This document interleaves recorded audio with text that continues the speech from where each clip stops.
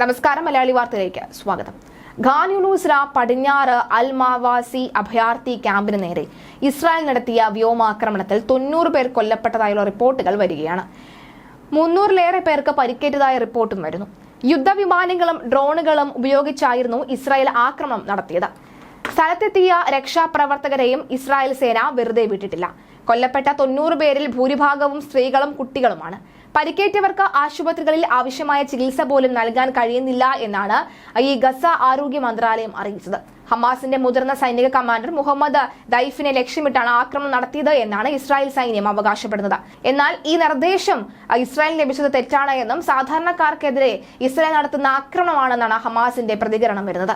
ആക്രമണത്തെ തുടർന്നുള്ള പ്രദേശത്തെ ദൃശ്യങ്ങൾ അങ്ങേയറ്റം ഹൃദയഭേദകമാണെന്ന് അൽ ജസീറ റിപ്പോർട്ട് ചെയ്യുകയാണ്. ആക്രമണത്തിന് അമേരിക്കൻ നിർമ്മിത മിസൈൽ ഇസ്രായേൽ ഉപയോഗിച്ചതായി CNN ചാനൽ റിപ്പോർട്ട് ചെയ്യുന്നു.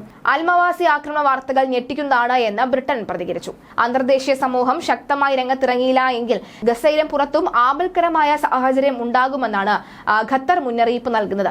മാരകശേഷിയുള്ള ബോംബുകളാണ് ഇസ്രായേൽ സൈന്യം ഗസയിൽ ഉപയോഗിക്കുന്നത് എന്നാണ് UN മനുഷ്യാവകാശ സമിതി കുറ്റപ്പെടുത്തിയത്.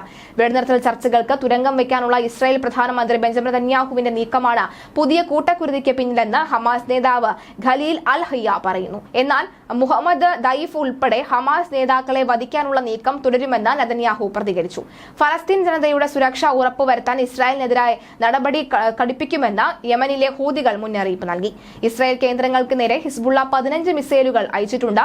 ഹമാസുമായി വെടിനിർത്തൽ കരാർ ഉടൻ വേണമെന്നാവശ്യപ്പെട്ട് ടെൽ-അവീവിൽ നിന്ന് ജെറുസലേമിലേക്ക് 10,000-ങ്ങൾക്ക് അണിനിരുന്ന മാർച്ച് നെതന്യാഹു സർക്കാരിനുള്ള താക്കീതായി മാറിയിരിക്കുകയാണെന്നാണ് റിപ്പോർട്ട്. എന്തായാലും നിലവിൽ വെടിനിർത്തൽ കരാർ ഏത് നിമിഷവും പ്രാബല്യത്തിൽ വരാനുള്ള സാധ്യത ഏറുകയാണ്. എന്തായാലും ഈ വെടിനിർത്തൽ കരാർ പ്രാബല്യത്തിൽ വന്നു കഴിഞ്ഞാൽ ഒരുപക്ഷെ ഈ പൂർണ്ണമായുള്ള വെടിനിർത്തലും ബന്ദികളുടെ മോചനവും ഉടനെ തന്നെ ഉണ്ടാകുമെന്ന് മനസ്സിലാകുന്നു. പക്ഷെ അപ്പോഴും ഹിസ്ബുള്ളയ്ക്കും ഹൂതികൾക്കും മാപ്പില്ല എന്ന് ഇസ്രായേൽ വ്യക്തമാക്കി കഴിഞ്ഞു. ലോകം ഖത്തർ അടക്കമുള്ളവ മുന്നറിയിപ്പ് നൽകിയിരിക്കുകയാണ്.